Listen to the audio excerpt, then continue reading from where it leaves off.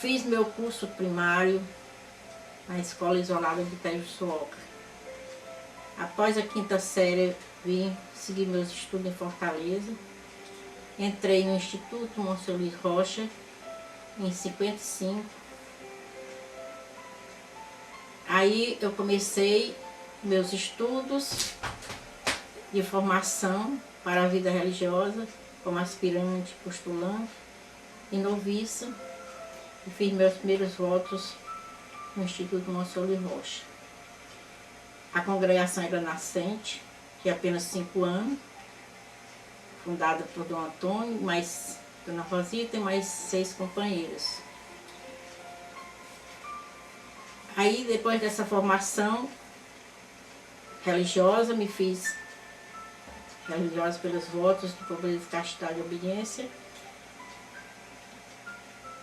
Ingressei na formação de crianças, na educação infantil, até ensinei bastante como professora em vários colégios da congregação e segui, fiz em 63, eu fiz um curso aqui em Ponta Negra. Durante esse curso mudou todo, norteou minha vida para outro tipo de atividade. Passei após esse curso, eu deveria ser liberada para trabalho pastoral, que já era fase do Concílio Vaticano II, que as religiosas deveriam se engajar nas paróquias dominicais. Eu visitei a experiência aqui em Nízia Floresta, de uma religiosa que assumia a paróquia dominical.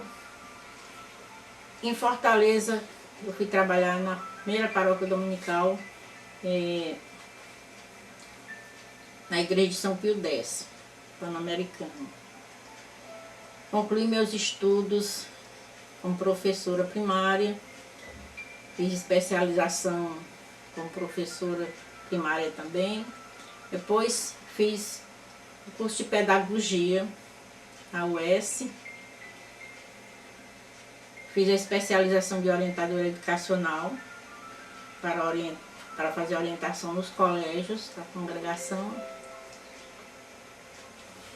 Depois fiz uma experiência também de paróquia dominical em Irauçuba. Aí eu fui chamada para a Arquidiocese de Fortaleza para, junto à Arquidiocese, fazer um trabalho de coordenação de assessoria ao Bispo Dom José de Medeiros Delgado.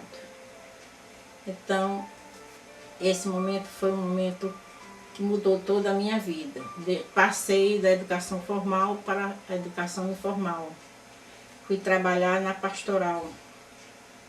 Aí fiz o curso de filosofia, de teologia,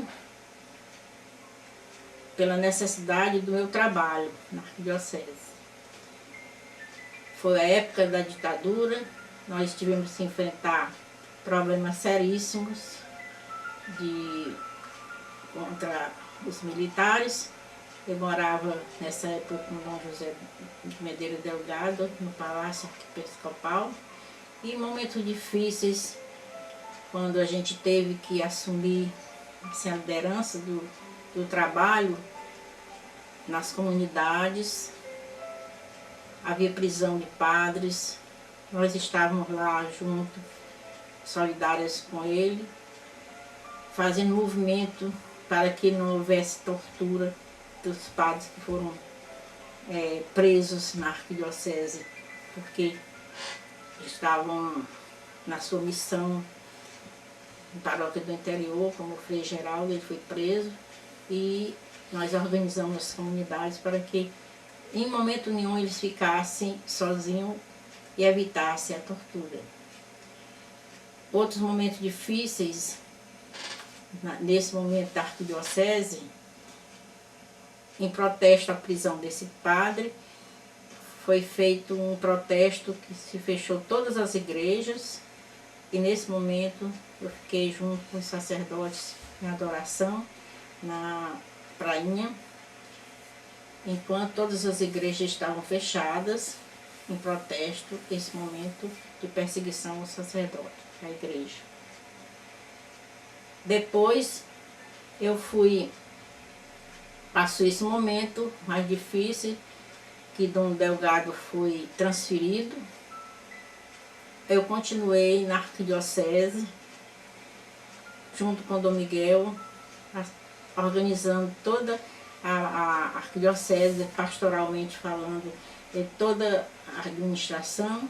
Nós estávamos juntos e nesse momento também era difícil porque os camponeses eram presos e éramos nós, Dom Miguel, que estava lá para soltar os camponeses, porque ele tinha uma influência muito grande sobre o Laudelino, que ele era o delegado da época e que tinha muito amizade a Dom Miguel. E ele atendia Dom Miguel nesse momento.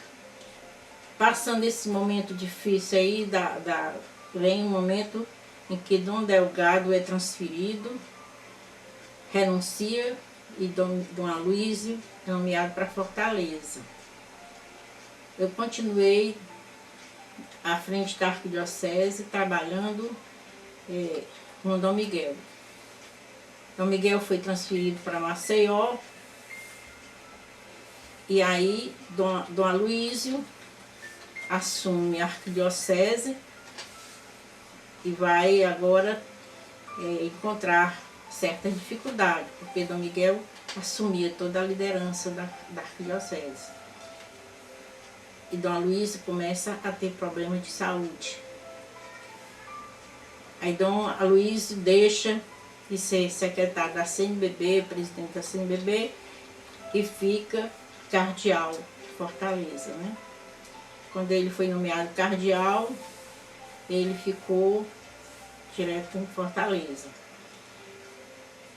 Dom Aloísio, durante o momento do concílio, pós-conciliar, ele vai às comunidades, ele começa a sentir necessidade. Aí já é. Então agora a gente vai fazer o seguinte. Aí dá para dar um... Dom Lustosa Dom Antônio de Almeida Lustosa foi o arcebispo que eu conheci. Ele chegou em Fortaleza em 1941 e governou a arquidiocese até 1963. Nesse período, ele foi assim uma pessoa, um arcebispo, que foi um grande pastor, um grande zeloso pelas vocações religiosas e sacerdotais. Ele foi um grande administrador e uma pessoa muito identificada com os pobres, com os direitos humanos, porque Dom Lustosa chegou no período, por exemplo, 42, ele chegou uma grande seca do Ceará. E aí ele escreveu uma carta pastoral sobre a seca, 42, falando do sofrimento do povo cearense, da fome, da miséria, do abandono dos políticos. Aí ele começa a sofrer e se identificar, se solidarizar com aqueles pobres. Aí ele começa a fazer movimentos, campanhas, se preocupando com a elevação da dignidade daquela pessoa sofrida, humana. Então, ele faz, nesse momento, ele também reúne em 46, em 45, ele organiza uma semana social, onde ele convoca toda a sociedade cearense, os políticos, os militares, todas as forças, ação católica.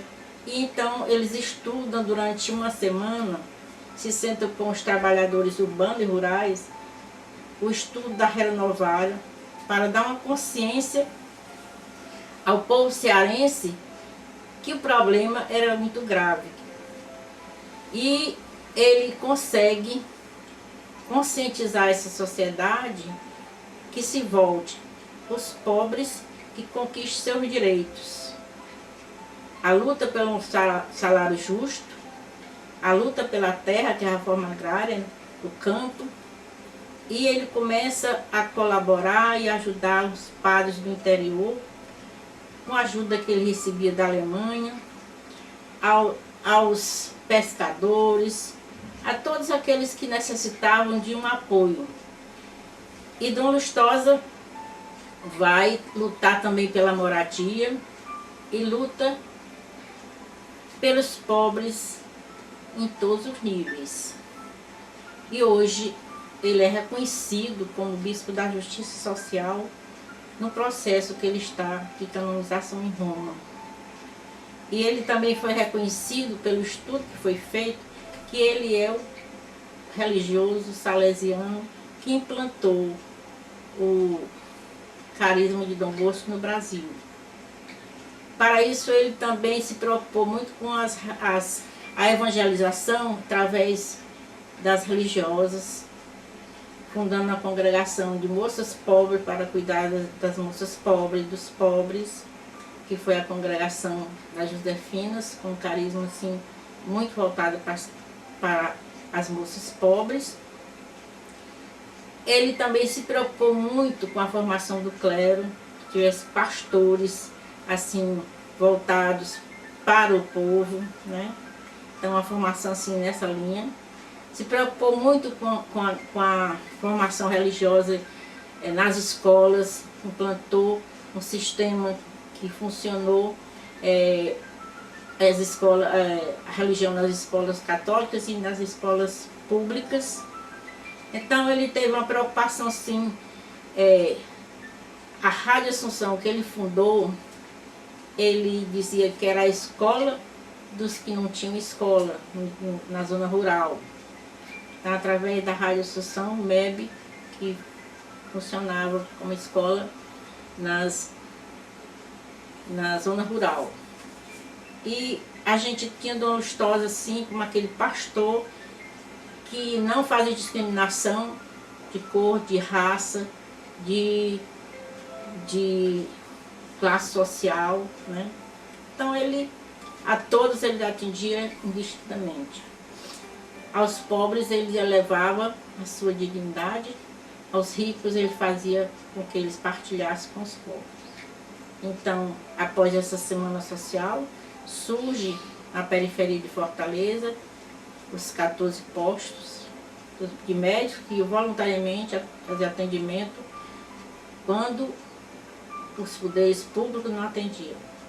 As escolinhas também voltadas para as crianças marginalizadas, onde não existia nenhuma condição de estudo na higiene. Então ele se preocupou com todas as situações do mundo. Dom Lustosa renunciou a Fortaleza, a arquidiocese, em 63, dizendo ele que já estava com idade avançada e não deveria mais para o concílio. Então ele foi um precursor do concílio Vaticano II. Ele foi um profeta. Fundou uma congregação sem hábito, quando naquela época era o rigorismo das congregações, tudo com hábito.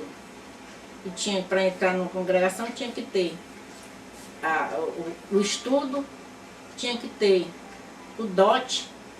E ele vendo que, por que uma moça pobre não poderia ser religiosa? Ele que ouvia.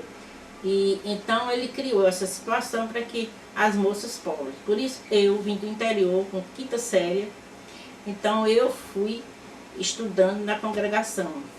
Depois que eu fiz esses cursos de pedagogia para servir a congregação, quando eu entrei no trabalho dos direitos humanos, eu tinha que fazer direito, porque de acordo com a tarefa que o bispo me dava na arquidiocese, eu tinha que fazer uma especialidade naquela área.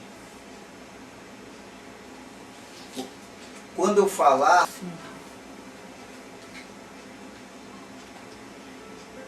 Após a renúncia de Dom Antônio de Almeida Lustosa, foi nomeado para Fortaleza Dom José de Medeiros Delgado. Ele veio de São Luís, era arcebispo de São Luís, e assumiu em julho de 63 a Arquidiocese de Fortaleza. O Concílio Vaticano II começa a ter as suas sessões nesse período, e Dom Delgado vai participar do Concílio Vaticano II. A arquidiocese fica na responsabilidade de Dom Raimundo de Castro Silva, que era o bispo auxiliar na época. E nessa fase, Dom Delgado, aí começam os movimentos na arquidiocese de estudantes e padres que estavam envolvidos com a questão essas questões da ação católica, JUC, né? Juventude e a Operária, e JUC, e a Juventude e os estudantes, o movimento estudantil que começa a se movimentar naquela época. E tinha uns padres que estavam à frente desse movimento, e eu morava lá na arquidiocese com o Dom Delgado, e eles vinham sempre, quando havia movimento, assim, um movimento mais sério, eles iam se esconder no palácio, que eram o Assi e outros padres. Mas nós ficávamos assim. E um dia aconteceu uma prisão muito inesperada de um frade, e nesse momento a gente começa, Dom Delgado está em Roma, e aí a gente começa um movimento de protesto contra essa atitude de prisão dos padres aqui em Fortaleza. A gente já tinha tido notícia de torturas dos padres lá em São Luís do Maranhão, que foi até na época do nosso amigo Sarney, né? Mas o problema aqui, a gente tentou evitar que fosse torturado o Frei Geraldo. Então a gente organizou as comunidades, elas ficavam direto, indo fazer visitas sem ininterruptas. Por quê? Para que ele não ficasse desocupado em nenhum momento e fosse torturado. E quando eles perceberam isso, transferiram para o hospital, lá onde nasceu nossa amiga aí, né? Para o hospital militar. E aí a gente continuou o mesmo movimento, eles transferiram ele para o sul. A gente tem mais notícia. Mas o protesto era feito. Nisso a gente se comunicava com Dom Aloysio, que era o secretário da CNBB, que tinha entrado nesse momento que a igreja tinha que proteger os presos políticos, né? Então começa esse movimento. Nesse momento, Dom Miguel, aí nesse protesto, que passaram o dia, o clero todo reunido e as comunidades rezando, em vez de estar celebrando a missa, elas estavam em oração. E eles estavam em oração, todos, sem exceção de nenhum deles. Eles eram unidos, não havia divisão, porque a gente sabia quem era o inimigo da gente, né? Então, naquele momento, os capelães militares foram obrigados a celebrar em praça pública, na Praça Portugal. E Dom Miguel, nessa época era o Padre Miguel, que trabalhava na pastoral conosco, mas ele era também capelão da guarda municipal. E ele não obedeceu. Aí ele foi para Quixeramobim, não obedeceu ao coronel, né, o comandante da 10ª região, que obrigou os capelães a celebrarem praça pública, em sinal de revidando toda aquela ação da igreja. E quem estava à frente, junto com eles, era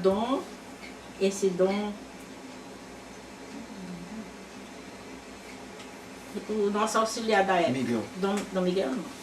Dom Miguel ainda era o padre. Que eu te falei nesse instante. Quebrei agora. Até que começa de novo. Peraí. Assim, quem estava no momento foi Dom Quem Raimundo. estava assumindo? Quem na época estava à frente da arquidiocese nesse momento difícil era Dom Raimundo de Castro Silva, o bispo auxiliar de Fortaleza na época. Dom Miguel tinha uma liderança muito forte no meio do clero. Ele não obedeceu como capelão militar e os padres aconselharam ele sair para Xeramubim. Quando ele voltou, eles se reuniram e por unanimidade o elegeram o coordenador geral da arquidiocese. E eu junto com ele. Nós íamos para as reuniões dos bispos nas dioceses e quando nós fomos para a reunião do regional, dessa vez foi em Tianguá, Dom Miguel foi eleito bispo auxiliar de Dom Delgado. Ele, como bispo auxiliar de Dom Delgado, ele foi essa pessoa que organizou a arquidiocese. E houve um fato muito estranho. Depois do concílio, Dom Delgado, assim, muito empolgado com as mudanças, né, do concílio Vaticano II, aí começou aquela mudança sem uma preparação com o povo. Aí que a missa era virada de costas para o povo, aí de repente volta, vira o altar, tira o santo do lugar e muda. Então houve uma mudança assim de postura da igreja, né? A missa que era latim passa para o vernáculo, né? Então houve uma mudança rápida e o povo não estava preparado para isso. E houve um grande afastamento da igreja. A gente sentia assim, Fortaleza, a catedral vazia, o pessoal perdendo como se tivesse perdido a fé. E Dom Miguel, como bispo auxiliar, eleito bispo auxiliar, a sagração dele vai acontecer no dia 19 de março. E aí ele convoca os colegas, tinha 17 bispos na sagração dele, e pela primeira vez a catedral ficou lotada. Então até Dom Fragoso disse para mim: Margarida, Miguel tem muita liderança. Ele encheu a catedral dessa porque o povo estava afastado. Então volta todo um momento forte da fé do povo, sabe? E aí a gente começa a enfrentar. Eu me lembro que quem fosse para uma reunião na diocese de Dom Fragoso, em Crateús, tinha que ficar fichada na Polícia Federal. Eu fui fichada muitas vezes. E um dia, eu continuei com Dom Miguel nessa coordenação.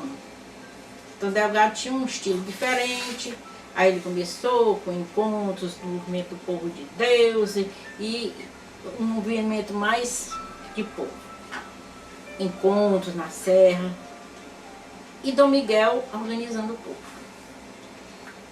Nessa época, a gente tinha a divisão na igreja, os homens de um lado e as mulheres de outro, separados.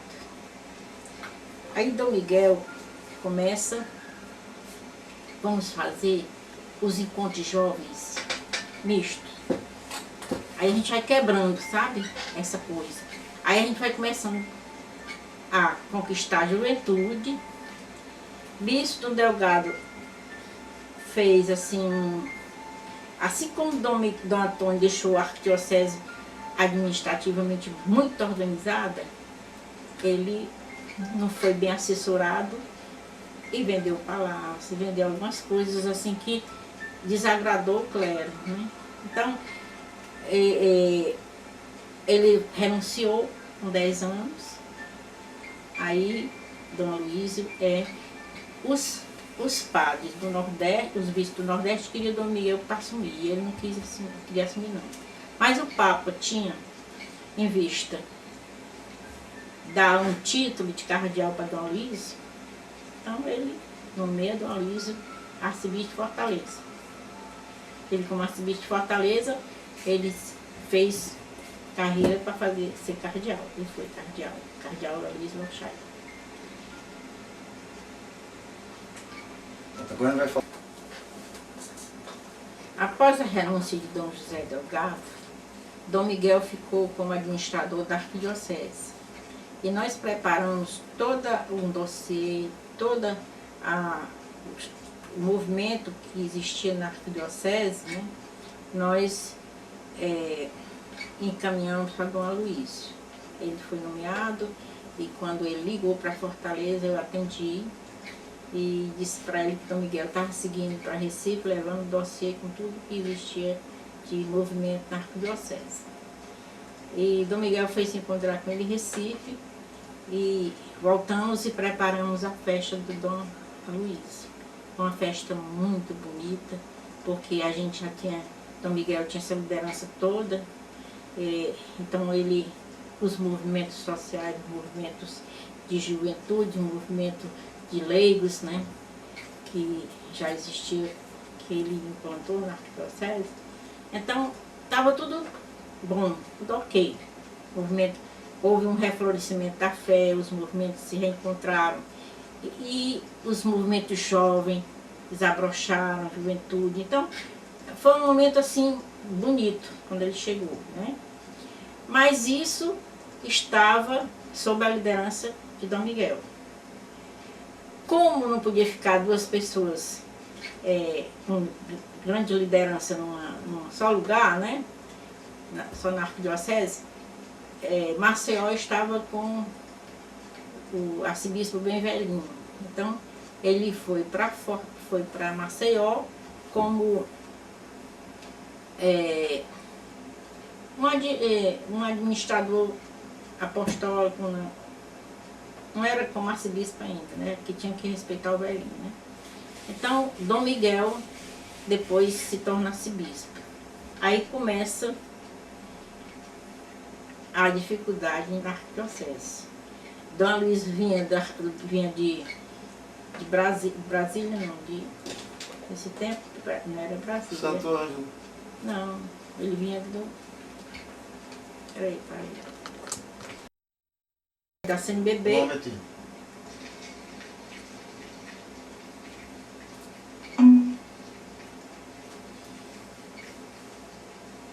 Aqui tá dando um sinal. Use Cleaning Required.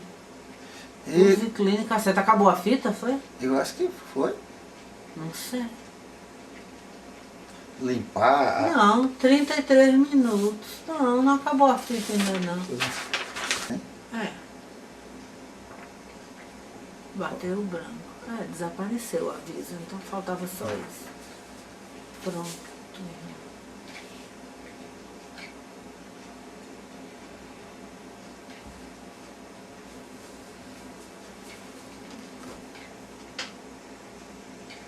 Quando Dom Aloysio voltava da CNBB, que ele era presidente, ele encontrava a arquidiocese tudo normal, tudo caminhando bem, porque continuou a mesma equipe, Dom Miguel com a sua equipe, né?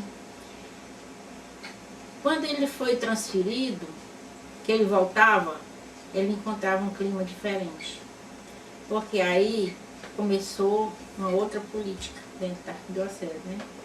Quer dizer, mudar. Porque Dom Delgado, ele deu mais ênfase às pastorais, né? E deixou a cúria como em segundo plano, só para cuidar da parte burocrática. Mas ele dava muita assistência, era pastoral, por causa E Dom Aloysio, quando chega, encontrava esse clima bem organizado, que Dom Miguel continuava fazendo esse trabalho. Quando Dom Miguel foi transferido, ele ficou sem apoio. Aí, o que foi que fizeram? Eu tive que ser transferido, né? Ele me deu uma outra tarefa, quer dizer, eu fui aí, passei um ano no colégio, para ele depois me voltar. Quando ele me volta, ele começa a perceber que ele tem que fazer alguma opção pelos pobres. E nesse momento ele não sabia, porque ele não sabia quantas favelas tinha em Fortaleza, ele não sabia quais os problemas de terra que existia, porque ele perguntava e ninguém dizia nada. Não, tá tudo bem. E ele estava distante dos problemas de periferia. Assim, no sentido de organização, que começa a surgir esse momento que ele diz político, social, que está aí. Então, ele volta de Puebla, aí ele me pede para eu fazer uma experiência com os mendigos de rua, né? Retirar os mendigos da rua com o projeto PRESME, Estado e Arquidiocese, com as assistentes sociais, para a gente fazer um movimento e tirar os pobres da rua, os mendigos, sem violência, tentando fazer uma promoção para essa gente. Passados 2 anos, eu concluí que não dava certo continuar junto com o Estado, né? Aí ele disse isso que eu queria. Então, ele começa e me coloca na Caritas para fazer o movimento de levantamento das favelas, porque está na cabeça dele como é que ia atingir a toda a periferia e os pobres a partir deles. Aí no Congresso de 80, ele organiza um secretariado. Eu já tinha feito o levantamento das favelas de Fortaleza. Aí ele me chama para organizar um secretariado pastoral para o Congresso Eucarístico. Que o Papa vinha, foi aquele que o Papa esteve em Fortaleza. E o que a gente fazia? Colocar todos os padres e bispos nas periferias durante o dia, nas favelas, para a noite e rezar e refletir a realidade da Arquidiocese no Castelão, celebrar. Então foi a partir lá dos problemas do povo que aí surge a necessidade de se criar um centro de direitos humanos. Porque ele vai para Puebla, e em Puebla não é mais aquele documento feito pelos teólogos, como em Medellín. É um documento feito a partir da realidade do povo, da escuta do povo, que ele tinha feito junto com a gente. Então, Dom Aloysio, surgiu o primeiro problema assim, sério, depois disso, a favela do Zé Bastos, num despejo, onde houve um tiroteio, e Dom Aloysio foi para lá, cedinho. Ele voltando em Puebla, ele vai lá. Quando ele volta, ele disse, não, eu preciso de um advogado para ir cuidar desse caso. Aí chama o Dalto, e o Dalto começa a fazer a parte jurídica, mas sem...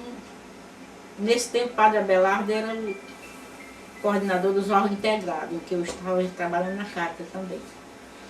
Dom Aloysio se preocupa e leva o problema para a Assembleia Arquidiocesana em 81. Lá é aprovado a Organização dos Direitos Humanos, que está nas conclusões de Puebla, que deve ser fundado os direitos humanos nas arquidioceses. Havia um movimento em torno de reflexão de justiça e paz. Ele disse, eu não quero justiça e paz, eu quero o Centro de Direitos Humanos. A Assembleia aprova em Canindé. Em 81, ele chama o Conselho Pastoral e me chama, a mim, que estou na Caritas, Padre Abelardo, o André e o Dalto. E numa Assembleia, nós 4, com o Conselho Pastoral, criou-se os objetivos do centro. Aí eu começo uma sala sem nada. Aí começa tudo a partir do nada. Então, surge aí os direitos humanos, porque os pobres começaram a ver que a igreja tinha a ver com o problema dele. Então foi a partir do levantamento que foi feito nesse congresso que foi eminentemente pastoral. Porque ele é a Eucaristia, que, do migrante, aquela porra todinha, né? Migração, Eucaristia e migração na época. Então foi a primeira ideia dos direitos humanos, mas foi a partir de fatos concretos. De um fato que ele, quando ele começa a sentir que está, levantou o problema e agora tem que dar uma solução. Agora você vai falar sobre...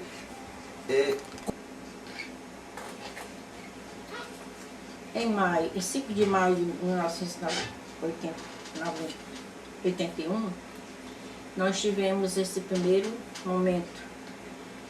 Esses 4 que foram o padre Abelardo Ferreira Lima como diretor, Margarida Maria Josefina, que era a secretária executiva, o André Lopes para as questões rurais, né?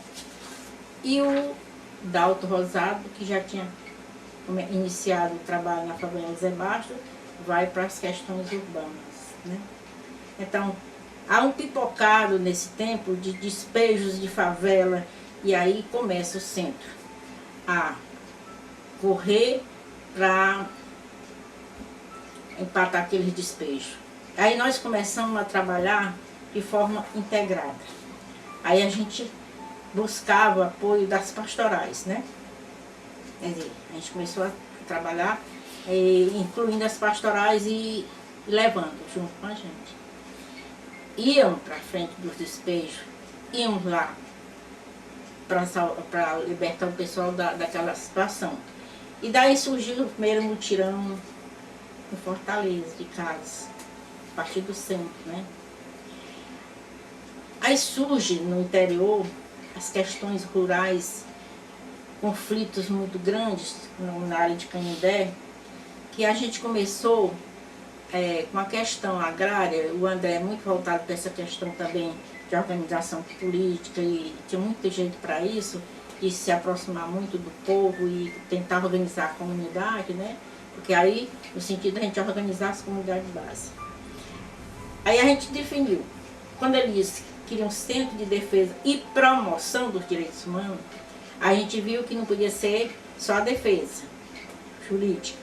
Tinha que ter o grupo de educadores, promoção humana. Aí o Beto era uma pessoa que mexia muito com essa questão da base, né? Aí a gente coloca o Beto mais na linha de organização das comunidades. Aí foram surgindo pessoas que começaram a querer ser estagiários também lá, né? Aí entra a doutora Sérgia Miranda, que estava terminando na Unifor, direito, aí ela entra, aí tem umas questões em Calcaia, ela já vai fazer a defesa desse pessoal lá, a cigana. Aí como o marido dela era sociólogo, também entra para a questão mais da educação, né? Marcos Colares. Marcos Colares. E aí vai se ampliando o quadro. Antônio José chega também e vai para as questões. Aí, como são muitas questões urbanas e rurais, a gente começou também a dar... Época de crescimento, né? Crescimento. Então, era uma demanda muito grande. A primeira sede foi aonde? Foi lá na... O primeiro momento foi no Biró da Caritas, ali no seminário da Prainha. Aí precisava de um ambiente. Aí eu consegui uma sala maior, aí fui que virou para outro. E então a gente fazia os atendimentos. Aí a gente ganhou logo um carro, um Gol e um Fusca, porque tinha que se deslocar rápido, né? Aí Dom Luiz deu logo apoio assim, muito rápido. Mas aí esse apoio era dele, né? Ele recebia recurso dos amigos, da Leônia, e ele tinha facilidade de colocar na mão do Padre Abelardo para administrar para os povos, né? Então a necessidade da gente, ele era o presidente, Dom Luiz, né? E a gente ia para a luta. Cresceu muito, e a gente foi lidar com gigantes. Muito perigo. Perigo demais. Quer dizer, deputados muito, poder econômico muito forte, e fazendas e grandes trabalhadores escravos na mão deles. E a gente começou a entrar nas fazendas pela questão do algodão, né? Aquela questão do que começou a dar consciência a eles que eles tinham um direito deles, né? E a gente correu muito risco, houve muito perigo. Teve um momento que eu cheguei para Dona Luísa e disse: Dona Luísa, não dá mais para ir, eles estão na estrada para matar a gente. Ele dizia assim: vá, que Deus que tem quem cuide de vocês. Ele nunca deixou que a gente recuasse. Aí começou, quando a gente ganhava as questões, ou os trabalhadores lá eram sacrificados, a gente ia correr, ou a perseguição era com Dona Luísa ou com a gente. Então, aquela história dos cachorros que foram ameaçados de morte, tudo, Dona Luísa, né? Ameaças de morte, bomba na casa de Dona Luísa, que botaram a bomba para acabar com a vida dele. Naquele dia, a gente tinha recebido a notícia que a gente ganhou uma questão enorme contra esses grandes latifundiários, né? Outras vezes a gente deixava o carro, eles tiravam, furavam o pneu do carro, a gente ficava também a mercê assim, sabe? Houve muito perigo. Eles cercavam a gente e insultavam para prender a gente, né? Quantas vezes aí a gente tinha que ficar calada diante de certas coisas, mas porque eles não tinham razão, né? A gente estava com a razão, os trabalhadores, mas eles ficavam ameaçando de colocar fogo.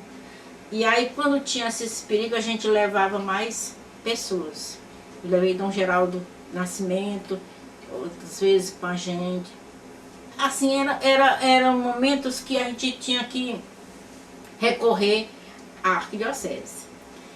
E, no momento que eu quero dizer que a gente, em Canindé, eles quiseram prender a gente, lá na fazenda, ameaçaram muito. E o Ayrton correu uma vez por dentro dos matos para se defender deles, né? O André dizia assim: eu vou, mas não sei se volto, que aqui está igual ao Araguaia, né? Era aquele clima de muita coisa. E aí, o Tarso era o governador na época. Aí ele deu uns freios lá nas coisas, porque ele gostava muito de Dona Luísa, né? Essas coisas estavam acontecendo. E eu tinha meus esquemas também. Eu tinha um jornalista que era o Chico Lima. Tudo que acontecia, eu chamava o Chico Lima e fazia todo um trabalho de proteção da gente, né? O Dona Luísa nosso. Mas foi muito perigoso esse tempo, né? Aí, quando chegam os policiais federais lá no Centro de Defesa, e dizem assim: eu queria saber quem é de vocês quem é que cuida de vocês, porque vocês lutam com esse perigo todinho, com esses grandes latifundiários, e não acontece nada com vocês. Eu disse: não, é a fé que a gente tem em Deus, e Ele protege, né? Porque eu tinha muito mais certeza que Deus estava muito mais presente na minha vida, naquele momento, do que quando eu estou até dentro de casa, sabe?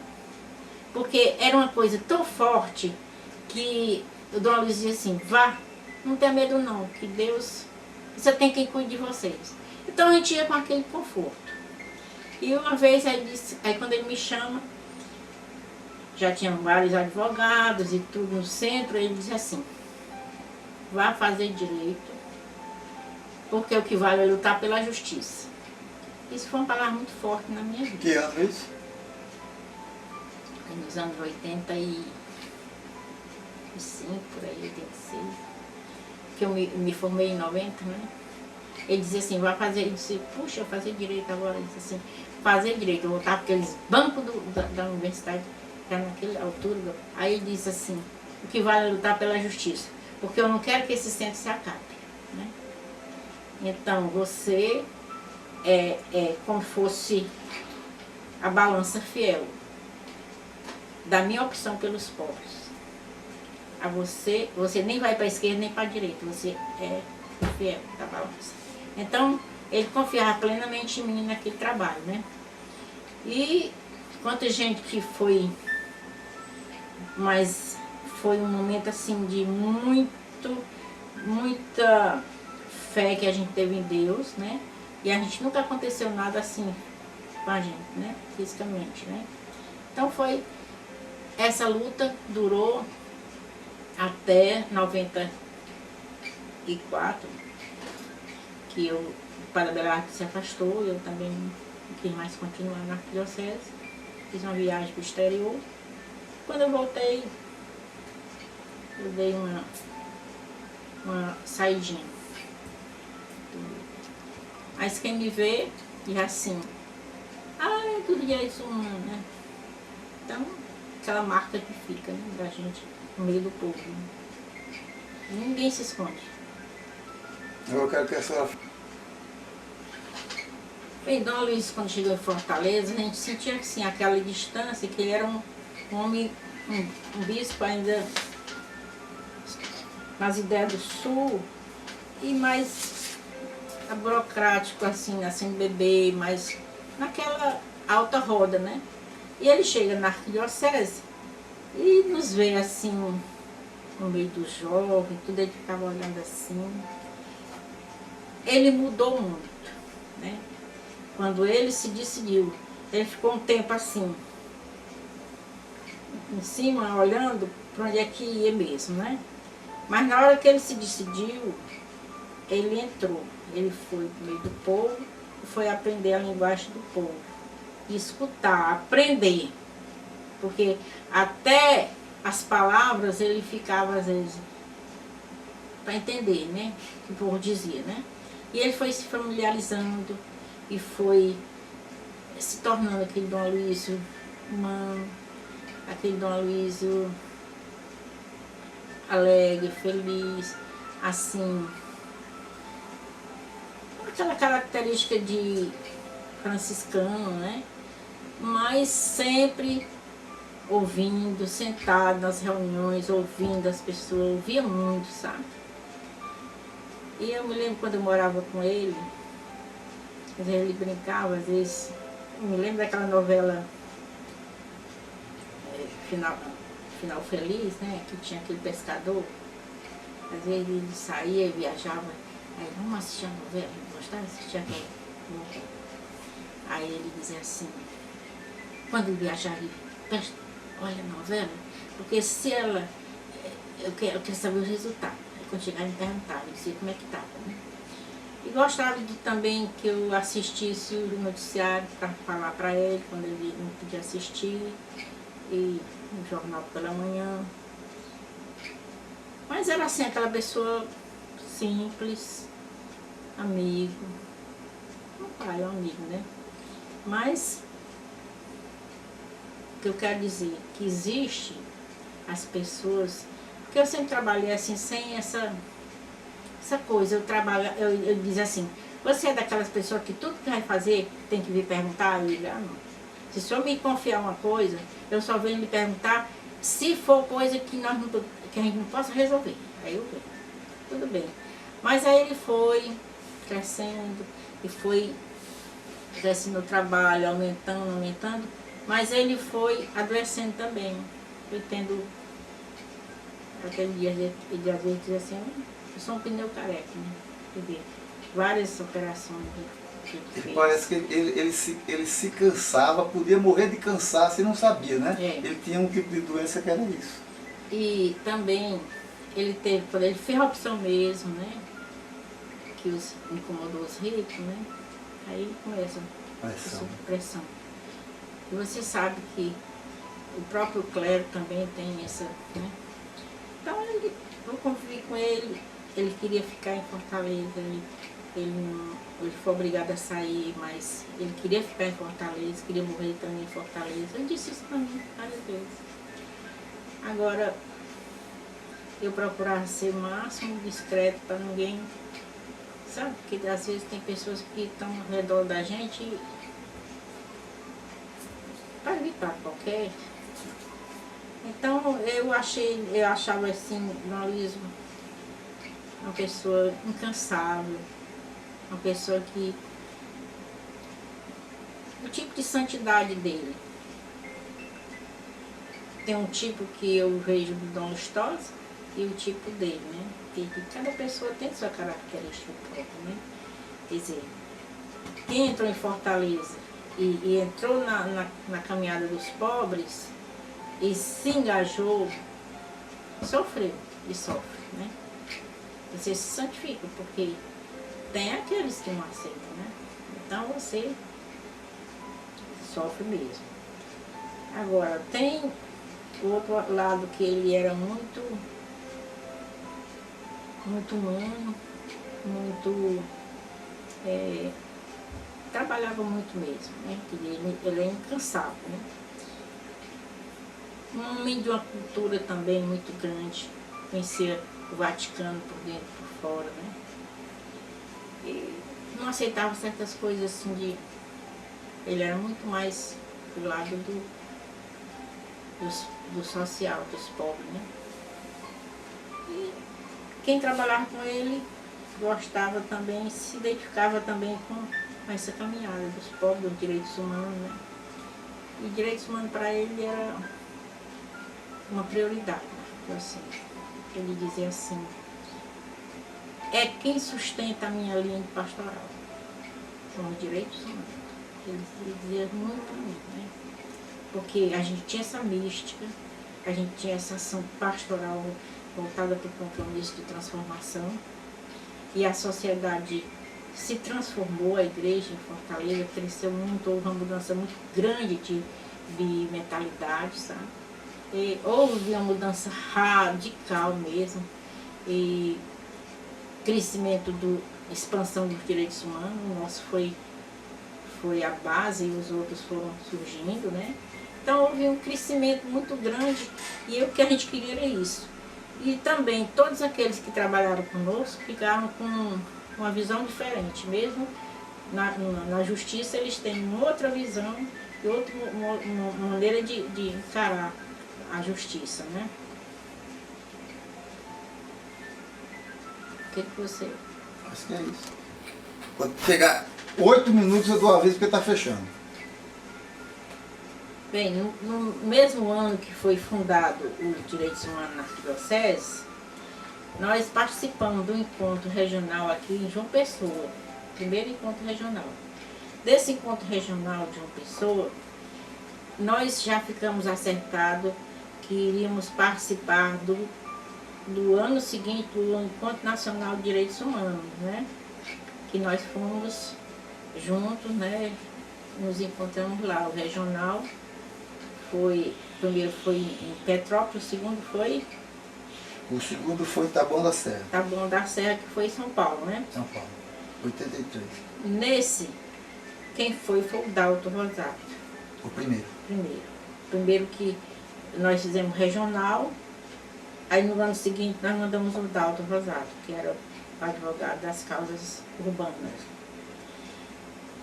Continuamos a nos relacionar com Recife, fazendo aquilo, a conexão dos encontros, participando. Depois nós participamos... Lúcia de Sabarreto, né? Lúcia de Sabarreto, aquela turma todinha do início, a gente tinha um muito bom relacionamento. E muito contato, sempre entre o Rio Grande do Norte e o Ceará, né? Aí a gente se filiou ao movimento, né? Que é através do regional, né? Uhum. A gente participava do regional a gente foi para o movimento nacional. No ano seguinte, quem participou já foi em Vitória. Foi André e eu, nós fomos nós dois, do Centro de Direitos Humanos da Arquidiocese. Lá foi aquele movimento que nós fizemos muito forte. Volta de Betinho, de Chico Mendes. E lá a gente levantou a questão da bandeira da reforma agrária e trazer para o Nordeste o encontro, porque só era no Sul, né? Então foi de Vitória. Esse nós tivemos uma participação muito grande na liturgia, O movimento foi assim, do Nordeste, teve um... Rendeu ali, não foi? Lá, Roberto, o nosso amigo lá de João Pessoa, e nós vindo lá de Juazeiro não, aquele rapaz que era lá do... Ixi, agora. Desliga.